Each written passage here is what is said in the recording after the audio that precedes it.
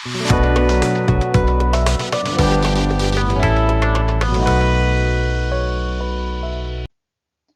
बच्चों, welcome to the new session of real numbers. Already ये chapter start कर चुके हैं। Now we have to do the exercise 1.2। 1.2 exercise के related सारे कॉन्सेप्ट्स हम ऑलरेडी पढ़ चुके हैं।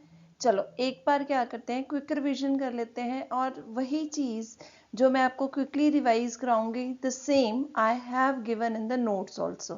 तो नोट से एक बार क्विकली देख लेते हैं कि क्या क्या कॉन्सेप्ट हम अभी अभी पढ़ के आए हैं फॉर एक्सरसाइज 1.2। सो इसके नोट्स की जो आपके पास पीडीएफ कॉपी है उसमें क्या अवेलेबल है। Firstly I have given all the concepts. पहले इंपॉर्टेंट कॉन्सेप्ट्स लिखे हैं जो जो उसमें यूज़ होने हैं। तो दैट मीन्स जो हमने लास्ट वीडियो में पढ़ा था that all is given here also. कि पहले हमने पढ़ी थी fundamental theorem of arithmetic. Simply उसमें क्या है कि कोई भी कॉम्पोजिट जो है उसको हम as a product of prime लिख सकते हैं और वो जो प्राइम फैक्टराइजेशन है वो यूनिक है। लाइक अगर मैं 10 की बात करूं तो 10 को वी कैन राइट 5 इंटू 2 और समवन एल्स में राइट 2 इंटू 5। बट हमेशा जो इसमें प्राइम फैक्टर्स हैं वो तो सेम है, प्रोडक्ट उन्हीं फैक्टर्स का है। ठीक है, तो irrespective of the order the number is same.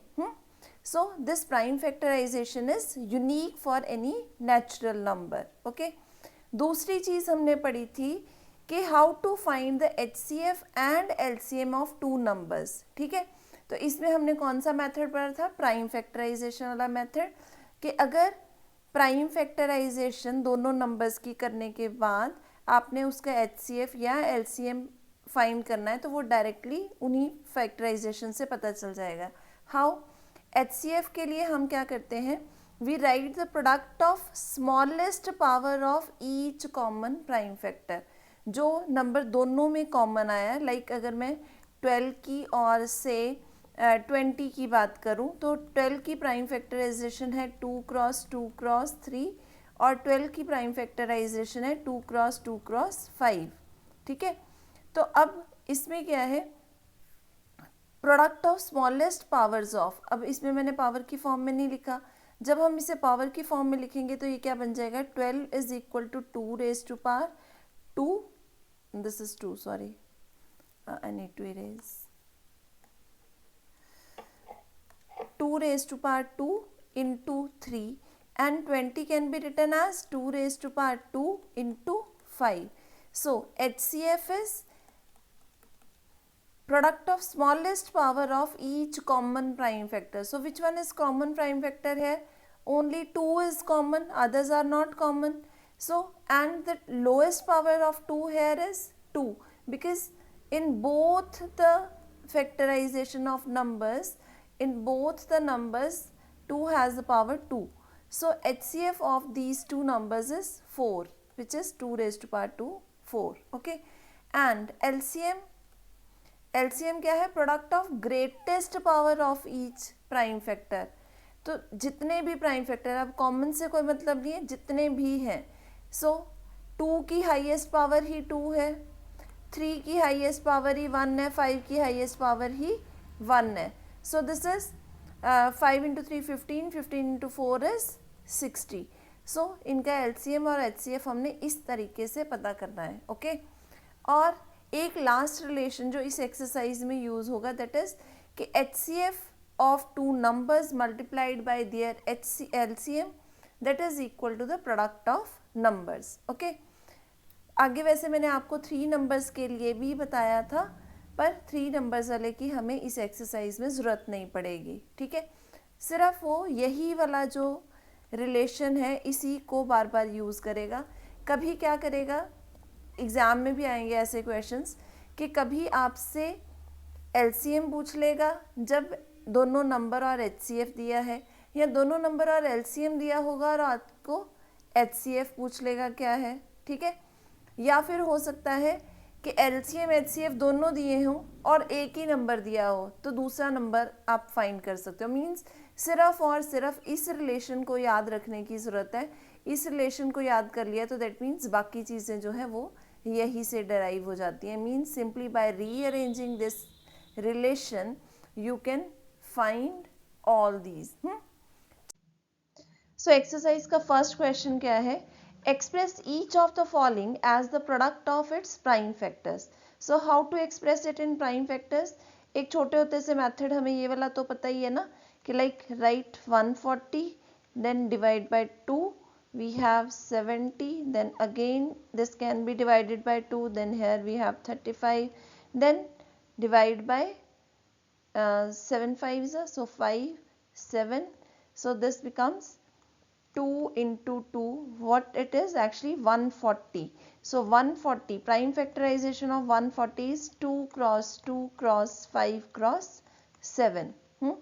And the same you can do orally also, like you don't need to show this thing. ये तो आपको वहां पे पेपर में दिखाना नहीं है ना, उसने कहा है प्राइम फैक्टराइजेशन, तो उसको सिर्फ इससे मतलब है और किसी चीज से नहीं।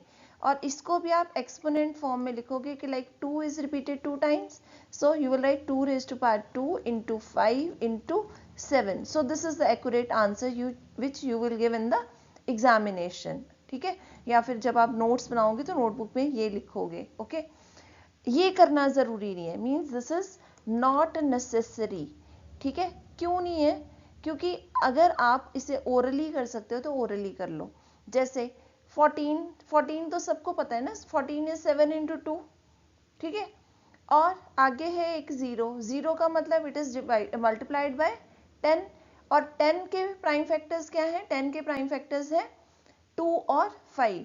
तो that means we can do it this way कि 140 इज इक्वल टू 14 के मल्टीपल हो गए 7 into 2, और आगे 10 है, 10 के मल्टीपल हो गए 2 into 5. Now you just see कि this is also the same result, but here the order is not same. I have written 7 first, then I have written 2 raised to power 2 and then 5. So this verifies that the prime factorization of any composite number that is same, just the order may change. Okay, so this is how you will be attempting the first question. Exact method of attemptation, and I have attempted all the questions, so I think because you know how to prime factorize one number, you can do it, do the others in the same way. ठीक है, तो आप बाकी सारे अपने आप करोगे। मैं एक बार स्क्रीन रिकॉर्डिंग से अपनी जो PDF नोट्स हैं वो आपको एक बार शो कर देती हूँ कि how I have attempted all these questions. Okay, so let's move. So अभी हम ये कॉन्सेप्ट्स लर्न करते गए थे।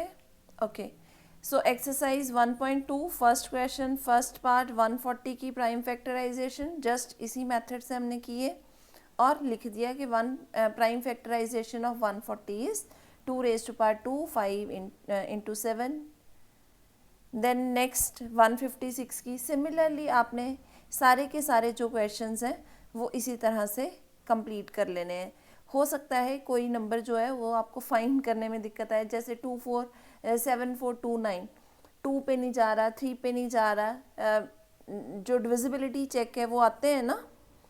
सो अगर नहीं पता है तो कमेंट सेक्शन में बता देना, I will respond, like I will make a video on all the divisibility rule for numbers like 2 3 4 5 6 7 8 9 10 11 12 13 और उसके बाद के कोई भी कॉम्पोजिट नंबर का अगर आपने ये फाइंड करना हो कि whether it is the given number is divisible by these numbers, तो वो इमीडिएटली कैसे फाइंड करना है without actually dividing the numbers. अगर इस चीज़ की आपको ज़रूरत है, आप जानना चाहते हैं, तो आप क्या करना, सिंपली कमेंट सेक्शन में मुझे बता देना। Okay, so next, so let's move to the next question. ये सारा कुछ आप कर लोगे। First question is easy. अब नेक्स्ट क्वेश्चन जो है वो कैसे, अब नेक्स्ट क्वेश्चन देख लेते हैं कैसे करना है। So a pair of integers is given and you need to find the HCF and LCM of these numbers, and also you need to verify that LCM and HCF of the numbers is equal to the product of numbers. Okay, so how to attempt this? So first part 26 and 91. So pair of numbers is 26 and 91. So we know that 26 is 13 into 2. So I have written it directly. And next 91 is equal to 13 into 7. Okay. So now firstly we'll write HCF. So HCF of these two numbers, that is equal to, firstly find which number is common. Only 13 is common. Other than 13 no other number is common. And the lowest power of 13 is, here power of 13 is 1, here also power of 13 is 1. Because the power of 13 is 1 in both the numbers, so that means only 13 is the HCF of these two numbers. Okay. Then next is LCM. So LCM of these two numbers is equal to, so we need to write all the factors, means we'll write the product of all the factors, and each factor will have the maximum power which appears in the factorization of number. Okay. 2 की maximum power कितनी आ रही है, 1 आ रही है, 2 लिख लिया और power उसकी 1 नहीं है. 7 की मैक्सिमम पावर कितनी आ रही है, उसकी भी 1 नहीं आ रही है, तो हमने 7 लिख लिया. 13 की मैक्सिमम पावर कितनी आ रही है, 1 नहीं आ रही है, तो हमने सिर्फ 13 लिख लिया. बाई चांस किसी की पावर 2, 3 होती तो मैक्सिमम वाली पावर आ जाती. ठीक है. अब बाई चांस इसमें है ही नहीं, तो this is equal to 13 into 14 which is equal to 182. Okay. So this is LCM and HCF. Now we need to verify that LCM into HCF is equal to the product of numbers. So you may write the word verification before doing this, and what you need to verify that HCF multiplied by LCM is equal to the product of numbers, means 26 into 91. Okay. So just write HCF is 13, LCM is, you may write 182 directly, or I am writing 2 into 7 into 13. And the product of numbers, here prime factorization is given. Instead of writing 26 and 91, because the prime factorization is unique ना, तो अगर मैं prime factorization भी लिख दूँ तो कुछ गलत तो नहीं है ना, बिकॉज है तो वो वही वाला नंबर. तो अब मैं क्या कर रही हूँ, वो नंबर लिखने की बजाय उसकी प्राइम फैक्टराइजेशन लिख देती हूँ. ठीक है. अब प्राइम फैक्टराइजेशन है उसकी 13 into 2 फर्स्ट नंबर की, और सेकेंड नंबर की है 13 into 7. ठीक है. अब देखो कि अगर सेम ही नंबर मल्टीप्लाई हो रहे हैं, मीन्स यू कैन से कि HCF into LCM is equal to this, and we need to verify. अगर तो दोनों साइड्स इक्वल आ गई तो that means we will say hence verified, और चलो नेक्स्ट क्वेश्चन, है ना. और अगर बाय चांस ये दोनों सेम नहीं हुए तो कह देंगे कि the relation is not verified. ठीक है. गलत बताया आपने हमें. ठीक है. तो अभी देखते हैं यहाँ पे क्या है, 1 times 2, 1 times 7 and 2 times 13. तो left hand side of the number is this much. और अगर दूसरी साइड पे देखें तो दूसरी साइड पे भी एक ही बार 2 है, एक ही बार 7 है, और 2 बार 13 है. तो these are same. Because the prime factorization is same, why should I multiply the numbers? Multiply करते हैं बच्चे, इतने बड़े बड़े आंसर निकालते हैं, क्या वेरिफिकेशन में वो निकालने की जरूरत है, जब हमने एक बार पढ़ ही लिया कि fundamental theorem of arithmetic says कि the prime factorisation of any natural number that is unique. ठीक है ना. सिर्फ ऑर्डर जो है वो बच्चे बदल सकते हैं, पर प्राइम फैक्टराइजेशन यूनिक रहेगी. तो अब ये दोनों साइड पे वही तो दोनों नंबर्स हैं, सेम टू सेम नंबर की प्राइम फैक्टराइजेशन ही तो है. ठीक है ना. जब प्राइम फैक्टराइजेशन सेम है तो that means numbers are same ना. तो यहीं से हम क्या कह सकते हैं, बस लिख दो जी, हेंस वेरीफाइड, हो गया वेरीफाई. ठीक है. और अगर बाय चांस आपको ये नहीं अच्छा लगे, आपको नहीं मजा आया, तो आप क्या कर सकते हो, आप इन्हें मल्टीप्लाई कर दो. ठीक है. मल्टीप्लाई करके वो कुछ बड़ा सा आंसर बनेगा 2600 समथिंग. ठीक है ना. तो वो वाला आंसर लिख लो आप. ठीक है. both ways it is correct, because I find that when we have studied one concept we should apply that concept.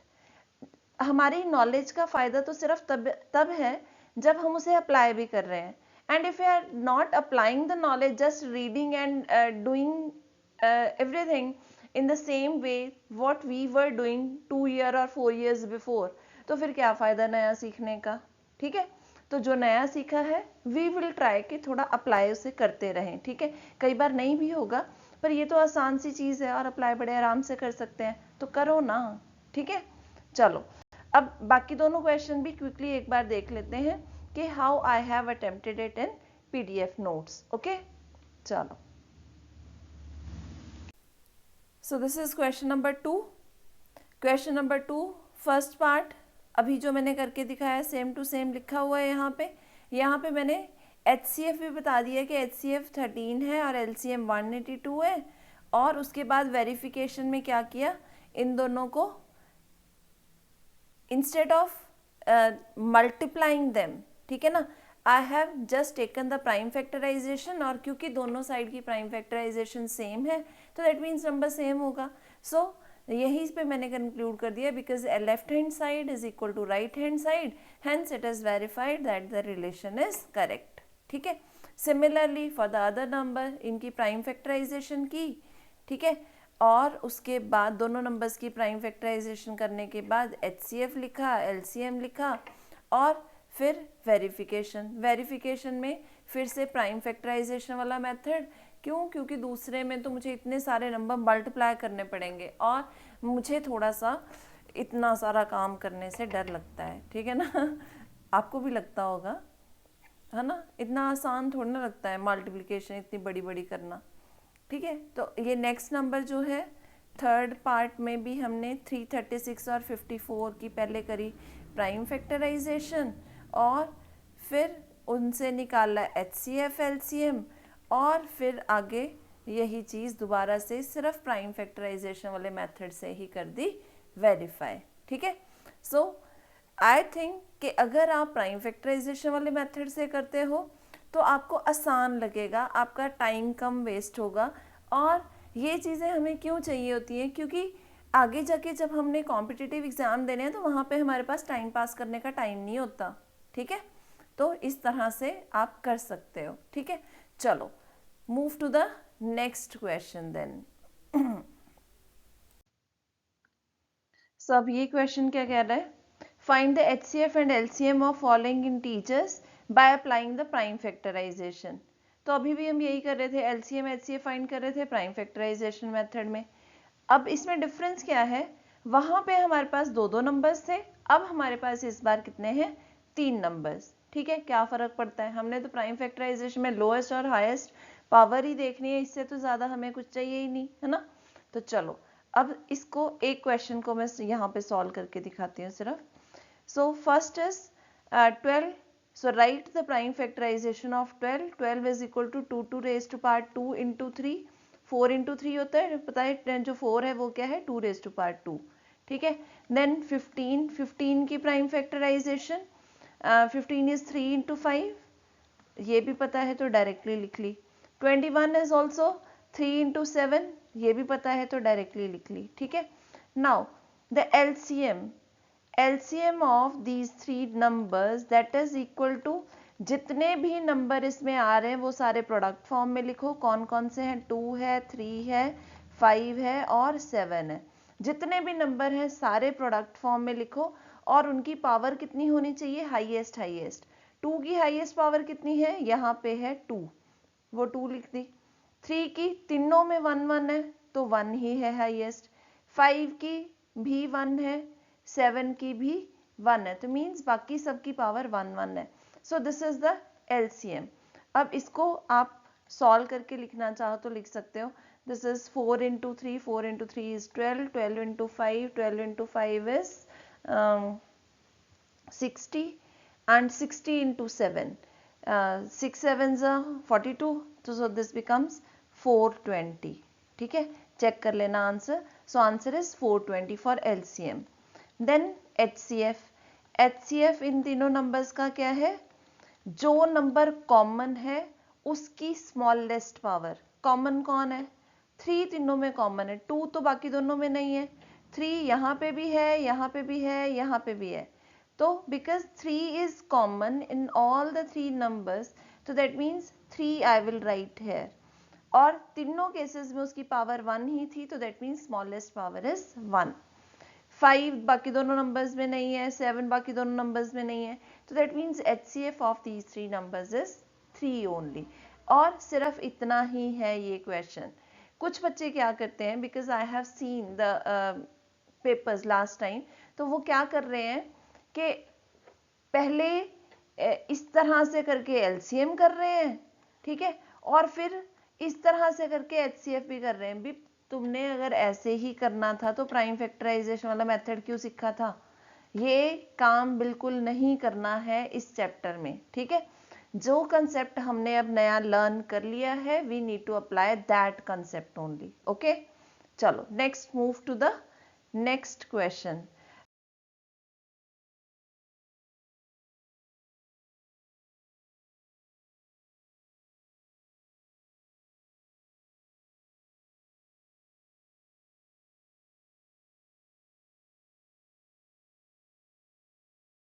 Okay, so next question is, given that HCF, okay, so the HCF of two numbers, the two numbers are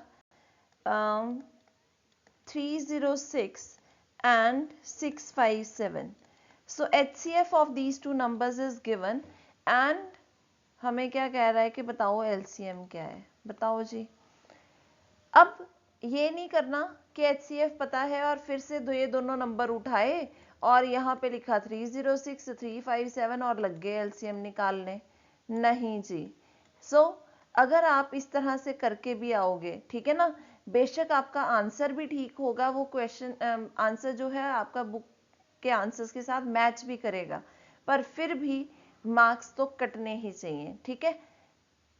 अब ये वाला method तो हम नहीं करेंगे, हम क्या करेंगे, हम डायरेक्टली करेंगे ना।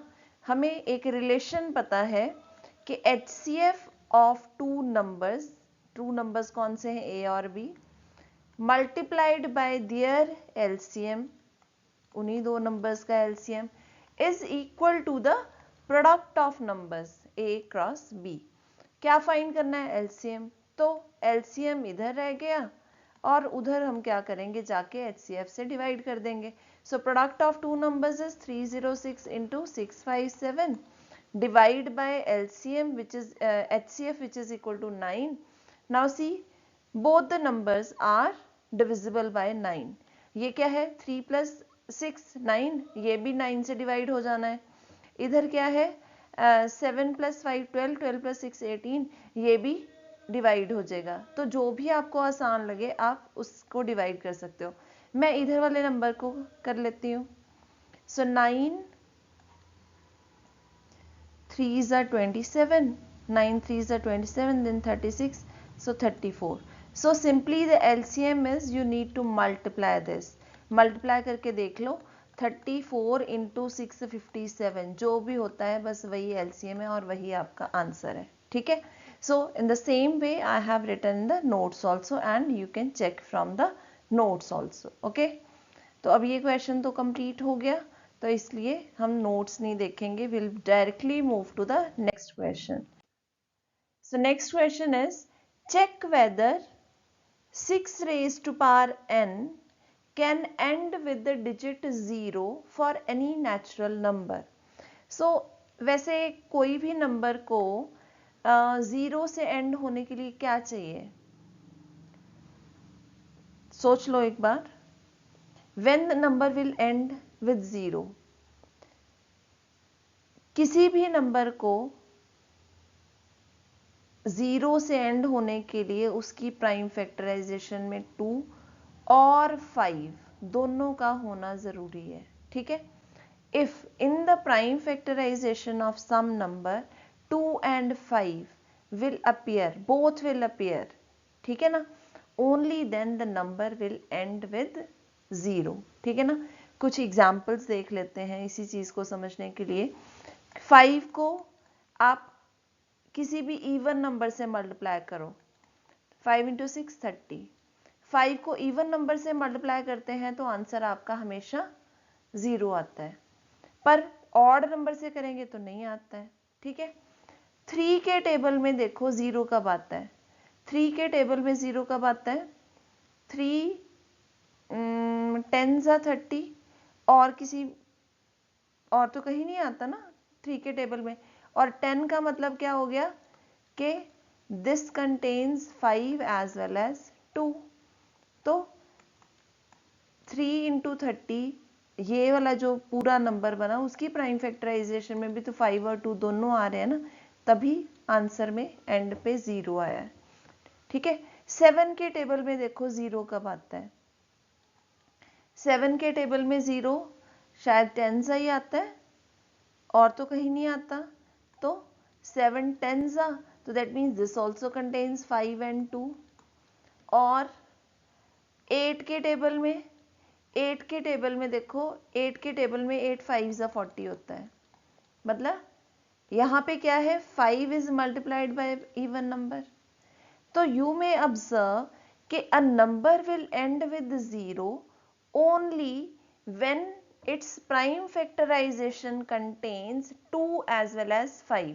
अगर उसमें 2 और 5 दोनों चीजें आ रही हैं तो नंबर 0 से एंड होगा, अगर सिर्फ 2 है या सिर्फ 5 है तो नहीं। जैसे अगर 2 × 4 है तो दिस इज 8 ना, अगर 5 × 3 करें तो 15, मतलब सिर्फ 2 और सिर्फ 5 से काम नहीं चलेगा, 5 और 2 दोनों होंगे किसी की प्राइम फैक्टराइजेशन में, तब नंबर विल एंड विद 0। ठीक है, अब यहाँ पे देखो 6 की प्राइम फैक्टराइजेशन क्या है, ये सारा डिलीट कर देती हूँ।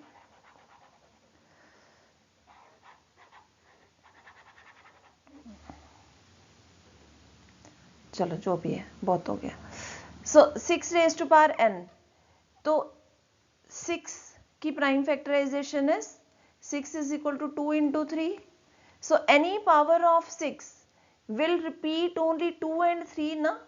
अगर 6 रेज टू पावर 2 है तो क्या होगा, 2 × 2 2 × 3, मतलब 6 रेज टू पावर मान लो 3 है तो this is equal to 2 raise to power 3 × 3 raise to power 3।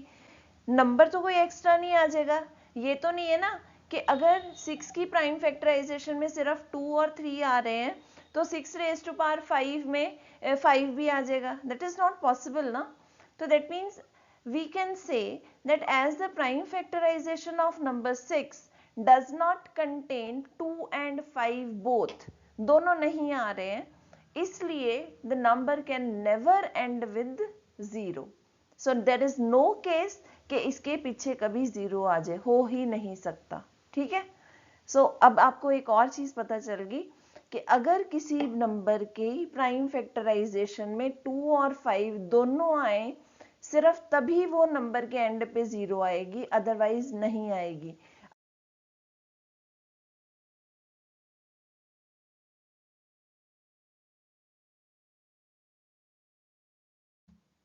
So competitive exam में वो क्या करते हैं, आपको एक बड़ा सा नंबर दे देते हैं, जैसे कि मान लो 320 मल्टीप्लाइड बाय 125 और आपको पता है क्या पूछेंगे कि से ये तो फिर भी मैंने छोटे नंबर ले लिए, इसके बाद आपसे पूछते हैं कि this number will and up with how many zeros. ठीक है, या फिर ये कह लो कि how many zeros will appear at the end of this product. ठीक है, तो अब बच्चों के पास क्या ऑप्शन होती है, बच्चे क्या करते हैं, इसको करते हैं 125 को 32 से मल्टीप्लाई और फिर देखते हैं जो आंसर आया उसके अकॉर्डिंगली बताते हैं कि जीरोज हैं। ठीक है, अब इसी चीज को करने का आसान मेथड क्या है, 32 means 2 raise to power 5, 32 is 2 raise to power 5 और 10 is 2 into 5.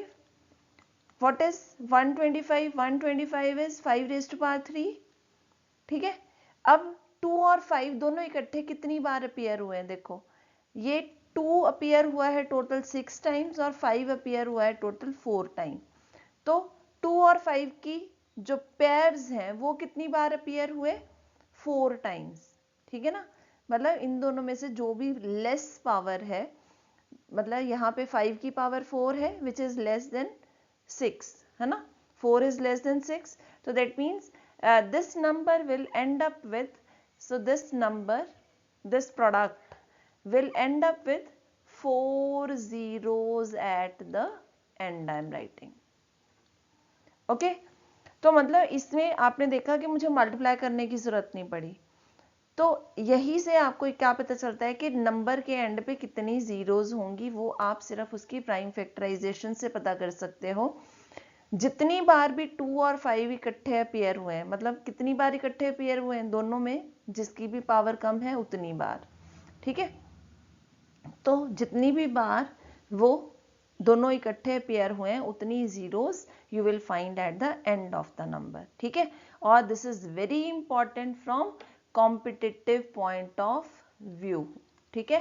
कंपटीशन में ऐसे क्वेश्चन आते हैं, okay. So next, the last question is, not last, second last. Explain why this and this, means दो numbers are given. So first is 7 into 11 into 13 plus 13. So we need to prove that this number is a composite number. Can we prove this? Composite prove करने के लिए क्या करना पड़ेगा? Product form में लिखना पड़ेगा। देखो, एक नंबर है 29, 29 is a prime number, so how you will factorize it? So prime factorization तो इसकी नहीं हो सकती, क्यों? क्योंकि ये अकेला पहले ही प्राइम फैक्टर है। फैक्टराइजेशन में आप ज्यादा से ज्यादा 29 इंटू 1 ही लिख सकते थे, पर 1 तो प्राइम नहीं है, तो प्राइम फैक्टराइजेशन तो सिर्फ इसकी 29 है। That means you can not right it in the product form, not possible. 5 है, 5 you cannot write in the product form, means prime numbers जो हैं they cannot be written in the product form, possible ही नहीं है उनको product form में लिखना, ठीक है। पर फंडामेंटल थ्योरम ऑफ अर्थमेटिक्स से हमने क्या पढ़ा था कि कोई भी कॉम्पोजिट नंबर जो है that can be expressed as the product of its prime factors, तो वो पॉसिबल है। अगर ये प्रोडक्ट फॉर्म में लिखा गया तो मतलब दिस इज कॉम्पोजिट, अगर इसको हम प्रोडक्ट फॉर्म में नहीं लिख पाए तो this is prime, okay. So let's try. ये एक टर्म होगी, क्योंकि जितनी भी टर्म मल्टीप्लिकेशन में वो तो सारी will make a single term ना, तो ये एक टर्म होगी और ये दूसरी टर्म होगी और दोनों आपस में ऐड हो रहे हैं। और इन दोनों टर्म्स में देखो 13 तो कॉमन है, तो 13 को हम बाहर ले आए। So inside the bracket we have 7 into 11 plus 1. अब इसको चाहो तो सॉल्व करो, क्योंकि you can, ये तो आसान है, 7 into 11 is 77 plus 1 78. So you may write it as 13 into 78. Okay. अब इसके तो प्राइम फैक्टर नहीं ना बनाने की जरूरत, इससे ही पता चल गया कि you are able to write it in the product form, तो that means this is a composite number। पर मैं इतना भी क्यों करूं? अगर बड़ा क्वेश्चन होगा तो हम इतना भी अवॉइड करते हैं। तो जब ये ब्रैकेट आ गई यहाँ पे, उस ब्रैकेट से ही हमें ये समझ आ गया ना कि ये दोनों नंबर आपस में मल्टीप्लाई हो रहे हैं। ब्रैकेट के बाहर और ब्रैकेट के अंदर अगर कुछ नंबर्स हैं और उन नंबर्स के बीच में कोई साइन नहीं, उन दोनों के बीच में साइन नहीं है, मतलब कई बार तो ऐसे होता है ना 13 प्लस ब्रैकेट के अंदर ये सारा कुछ, तो इसमें तो ये बीच में साइन आ गया ना नंबर और इस दूसरे नंबर के बीच में, पर अब यहाँ पे तो कोई साइन है ही नहीं, तो इसका मतलब कौन सा साइन है? इम्प्लिसिटली ये दोनों नंबर आपस में मल्टीप्लाई ही हो रहे हैं। क्योंकि नंबर मल्टीप्लाई हो रहे हैं तो दैट मीन्स ये तो प्रोडक्ट फॉर्म में लिखे जा चुके हैं ऑलरेडी ना। जब ये ऑलरेडी प्रोडक्ट फॉर्म में लिखे जा चुके हैं तो हमें और क्या चाहिए? बस यहीं से we can conclude as the number has been written in the product form, that means it is a composite number. So you may see in the notes also I have attempted both of these question in this way कि जैसे ये bracket से बाहर एक number आ गया तो मैं साथ की साथ क्या कंक्लूड कर देती हूँ कि नंबर्स को हम प्रोडक्ट फॉर्म में लिख पा रहे हैं। क्योंकि नंबर्स को प्रोडक्ट फॉर्म में लिख पा रहे हैं तो इसका मतलब क्या है कि numbers are composite, that's all. करना है तो लगे रहो, सारी मल्टीप्लिकेशन करो चाहे, ठीक है। तो both ways it would be correct, गलती कहीं नहीं है, पर मैंने थोड़ा सा शॉर्टकट वे अपनाया है, ठीक है। So I will show you in the notes also, okay. So let's check the notes. So यहाँ तक क्वेश्चंस हम ऑलरेडी चेक कर चुके थे। Third question I have attempted all, कि पहले प्राइम फैक्टराइजेशन करी, फिर HCF LCM लिख दिया। फिर ये वाले क्वेश्चन में सिंपली क्या लिखा है मैंने, the number ends with 0, so this is the reason.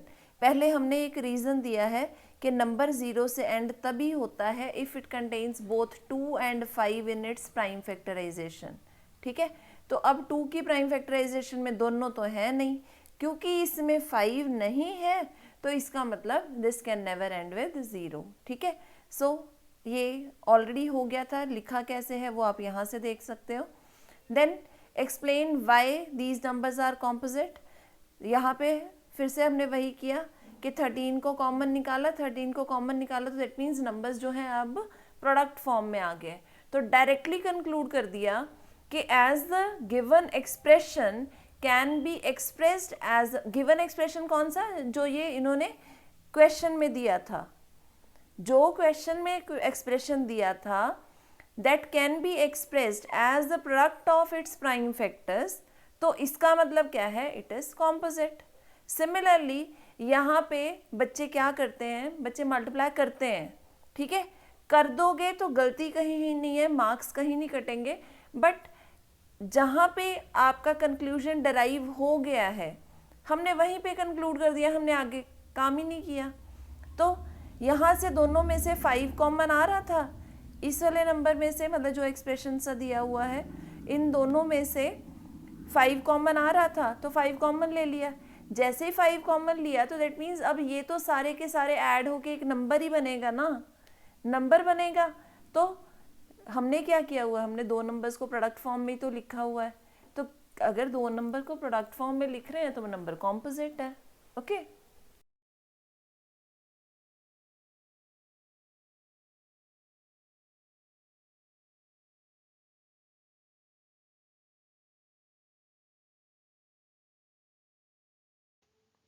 So the next question is, there is a circular path around the sports field. मतलब एक स्पोर्ट्स फील्ड होगी, ऐसे ही होते हैं ट्रैक बने हुए, है ना, तो उसके अराउंड एक सर्कुलर पाथ है। Sonia takes 18 minutes to drive 1 round, ठीक है। सोनिया को ये पूरा का पूरा राउंड कंप्लीट करने में 18 मिनट्स लगते हैं, ठीक है। And Ravi, while Ravi takes 12 minutes for the same, Ravi बड़ा फास्ट है जी। सो रवि को यही कंप्लीट करने में रवि टेक्स 12 मिनट्स ओनली। अब suppose they both start at the same point at the same time, दोनों ने मान लो यहीं से स्टार्ट किया, this is the starting point, ठीक है, and go in the same direction. अब दोनों ने भागना शुरू किया, चलो इस डायरेक्शन में भगा देते हैं, ऐसे करके भागे, ठीक है। अब after how many minutes will they meet again at the starting point, अब दोबारा ये दोनों स्टार्टिंग पॉइंट पे कितने टाइम बाद आएंगे। अब पहले इसको लॉजिकली देखते हैं कि स्टार्टिंग पॉइंट पे ये बच्चे कब कब हैं। रवि सोनिया स्टार्टिंग टाइम पे, जब उन्होंने रेस स्टार्ट की तब थे स्टार्टिंग पॉइंट पे। उसके बाद रवि जो है he will come at the starting point after every 12 minutes, तो मैं इसको लिख लूं after every 12 minutes, मतलब 12n minutes Ravi is at the starting point, है ना। and Sonia is at the starting point at every 18, और यहाँ पे चलो एक और नंबर ले लेते हैं m, ये n ही ले लेते हैं ना, क्योंकि n is an integer which can have the value from 1 2 3 4 कुछ भी, है ना। तो ये हर 12 मिनट के बाद स्टार्टिंग पॉइंट पे पहुंचता है और सोनिया हर 18 मिनट्स के बाद स्टार्टिंग पॉइंट पे पहुंच रही है, ठीक है ना। तो दैट मीन्स जब ये दोनों इकट्ठे पहुंचेंगे, that number is actually the common multiple of 12 and 18. So that means in this question what we need to find, this is the question of finding LCM. So LCM of 12 and 18 is equal to 12 की prime factorization is 2 raised to power 2 into 3 और 18 की prime factorization is 2 into 9 होता है, तो 3 raised to power 2 हो गया, ठीक है। ये इनकी प्राइम फैक्टराइजेशन, तो एलसीएम क्या आएगा, उसमें दोनों आएंगे 2 और 3, कितनी कितनी बार आएंगे, 2 maximum times 2, 3 maximum times 2 times, है ना। तो this is 9 into 4 is equal to 36. That means after 36 minutes they will reach at the starting point at the same time. मतलब दोनों इकट्ठे 36 मिनट्स बाद स्टार्टिंग पॉइंट पे मिलेंगे, ठीक है। और उतने में रवि के कितने राउंड्स हो गए होंगे, 13 into 12 into 3 is 36. That means Ravi 3 rounds लगा चुका होगा और Sonia 18 into 2 that means 2 round लगा चुकी होगी, ठीक है। सो यहाँ पे हमने डायरेक्टली कर लिया कि करना क्या है, इसमें एलसीएम फाइंड करना है।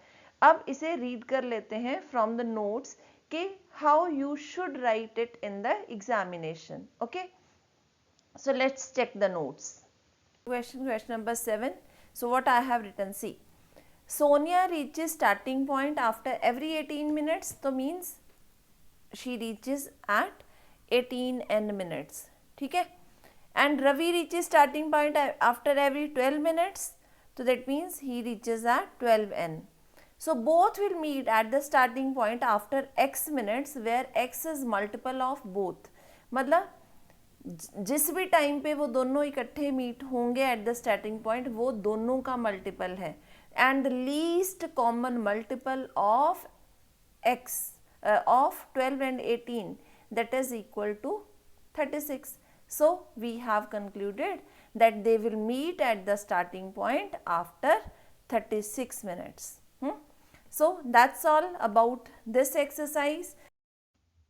So thanks for watching. So let's meet in the next video where I will be covering the concepts for exercise 1.3. Okay, thank you. Bye.